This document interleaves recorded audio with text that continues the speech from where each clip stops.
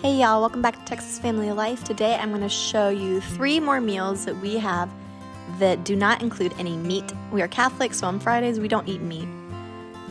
2 of the meals I tried to keep simple. So this breakfast, I'm making the kids scrambled eggs. I just used some leftover fat that we have stored in the fridge or some grease. And so I mix them some scrambled eggs with milk and garlic salt and throw that in the pan.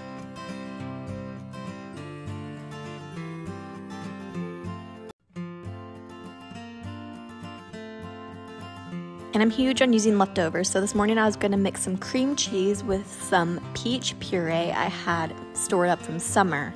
So I'm just going to mix the cream cheese with it. The consistency wasn't ideal, but it was definitely edible and delicious.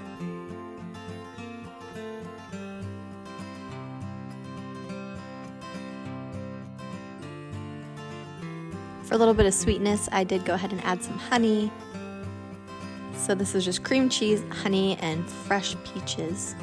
We had bagels left over from a couple days ago, so I split those up and toasted them in the oven just slightly so they are crisp. At this point, the eggs were about ready. I cannot keep my eggs from sticking on the bottom of the pan. I've never, ever found a way, even if I grease it first. Anyways, so that was about breakfast. So each of the 4 kids gets half a bagel. The older 2 tend to ask for more food later, but I like to start out with less so that we're not being too wasteful. And I just smoothed the mixture on top of the bagel. And although the peaches were freshly pureed by me and frozen, I went ahead and gave them some orange as well. So I like to kind of give them a protein, some bread just to help fill them up a little bit, and then a fruit or a vegetable with breakfast as well.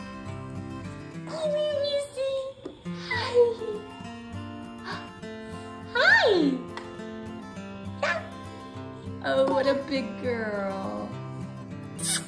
I love you. I love you.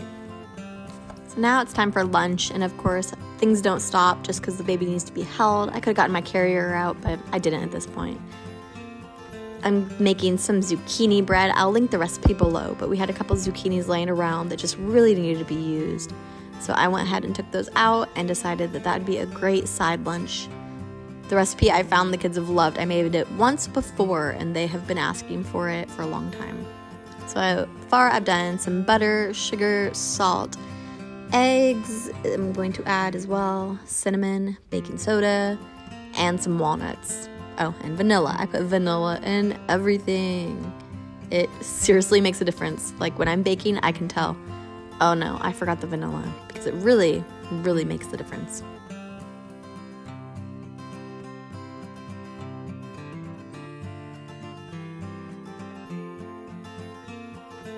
I could have used my food processor to shred these zucchinis, but I didn't because it's more dishes to do. I'd rather just have to wash this one grater, and it is super quick, super easy to shred by hand. I love how vibrant this zucchini is after I've shredded it. You just stir it all in together, and then you can add everything else as you go. And my kids are pretty good about eating fruits and vegetables, so I don't really have to hide things in other recipes like this. All of them will kind of eat zucchini. They don't love it. I only have one that really, really enjoys zucchini. But they all loved this bread, and so it's just a really nice way to get them something that's kind of nutritious and beneficial to them. Let me know in the comments below what your favorite go-to bread recipe is, especially ones that have extras in there like nuts or chocolate chips or something like that. I really also enjoy making banana bread. That's another one that if our bananas are starting to go bad, I'll just stick them in the freezer. I do peel them first and then stick them in the freezer. And they're just so easy to whip up a batch of banana bread. And my kids usually love that too. You can make muffins, anything like that. And this zucchini bread recipe can also make muffins.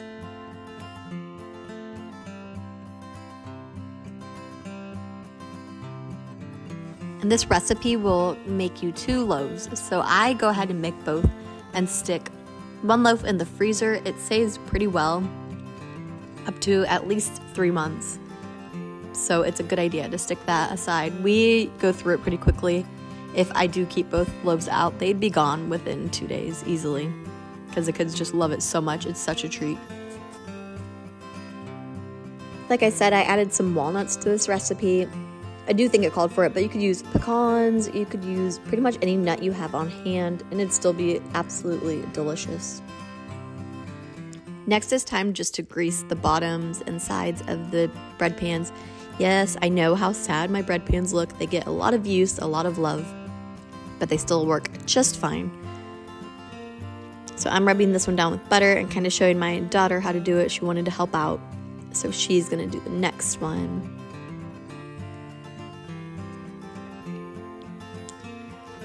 And it's so great to be able to have my kids in the kitchen helping learn how to bake and cook and help out, because I know one day they're going to be able to scramble their own eggs or toast their own toast, and it's going to make such a difference.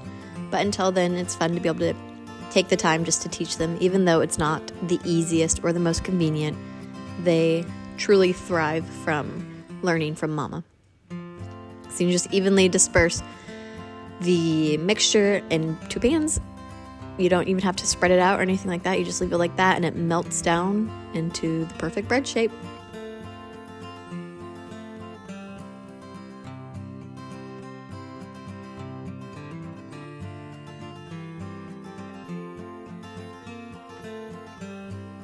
When the bread is done, you want to let it cool on its side just to keep it from compressing into itself and going too flat. But do not let it cool in there for too long because the bottoms will get soggy from the heat that's trying to escape.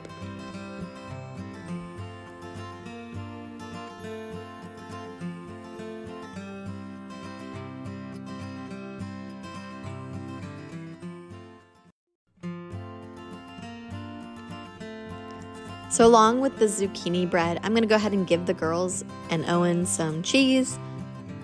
We always have cheese on hand. We usually just have cheddar, but sometimes I change it up. Like right now, I found these cheese sticks that are, I think, half cheddar and half mozzarella, but they like it for the most part. I give the younger 2 just half a stick each, and then I'm also giving them each half a hard-boiled egg. And yeah, I know that's a lot of eggs in one day, but it's just so good for them, and I can't really beat the nutrition that comes from it, and they're eating it right now. They really do like the hard-boiled eggs. I'll sprinkle them with a little bit of salt and they'll eat it. So this is our meatless, nutritious lunch, and most of the kids did ask for more bread, but it turned out very well. All right, last but not least, we're doing dinner time. My neighbor brought over these beans and rice. She said they're her favorite, and I think she said her best friend sent her some for her birthday. She's an elderly neighbor, so it was really nice of her to think of us. But these turned out being some of the best beans and rice I have ever had. You go ahead and put about a tablespoon of butter and some boiling water, and then you're also going to add the beans and rice. Let me know, have you ever had this brand of beans and rice? I think it's like, I don't even know the name, but it was so good and so easy. So the brand is Vigo or Vigo, V-I-G-O. But you just bring it to a boil. It's a lot like rice. And then you turn it down to a simmer for 20 minutes with the lid on. So in the meantime, while that is cooking, I'm going to get the fish fillets ready. I went ahead and prepared 3 this time and split one of them amongst the kids. And I'm going to leave the top open with the foil a little bit because I'm going to add other seasonings before I cook it. And these are frozen from the freezer, nothing too fancy. So I melted about half a cup of butter. I add in a little bit of soy sauce. And you can also use those aminos, the liquid aminos. That would be very good, I think. And then, okay, one more ingredient is kind of weird, but it's so good. Lemon juice. And if I had fresh lemons, I definitely would have used those first, but we are out. So I use what I had. You're gonna mix that together and pour it over the fish evenly. And you can add your choice of salt. I also will add garlic salt.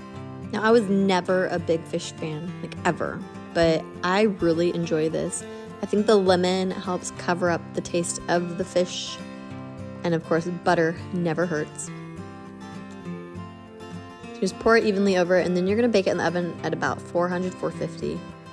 So while that's cooking, the rice is about done. I go ahead and serve the kids' food before ours, just so it has a chance to cool down a little bit. I will also choose to add some carrots. Each kid just gets a couple, and it's just a great way to add in some more vegetables to the day. At the very end of making this fish, I do broil it to bring it a little bit of like a crisp taste to it, but it's so tender and so delicious. I have one daughter that just asks for more and more and more, and it's just amazing to see your child love something that's so good for them, because I know we all watch our kids, devour candy or cake or pie or whatever it is, and it's like, why can't you eat like this at dinner time? But oh, it is so good. And that's about all that I'm gonna have for you in this video. I really hope you liked and enjoyed this video, and that it gave you some ideas of how to do a meatless Friday. Once again, we're Catholic. We do meatless Fridays because Jesus died for us on a Friday. So we give up flesh for him and make our own little tiny sacrifice in honor of him and all that he's done for us. Please do like and subscribe if you liked this video. Give it a thumbs up, and I really hope you'll have a blessed rest of your week. Bye, guys. Say bye.